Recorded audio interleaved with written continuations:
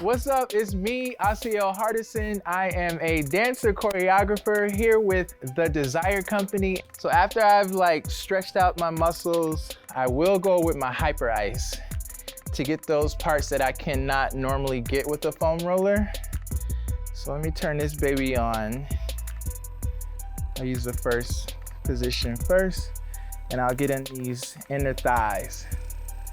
Just press that lightly in there.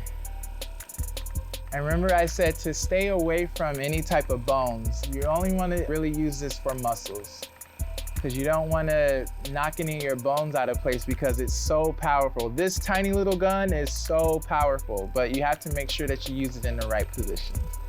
Let's get that inner thigh out. Go down here to the calf.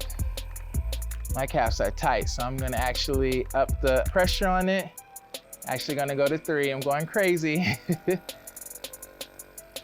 And then I'll press in just lightly. I don't wanna agitate any muscles. You're just trying to wake them up and get that scar tissue broken up and moving around and creating some blood flow.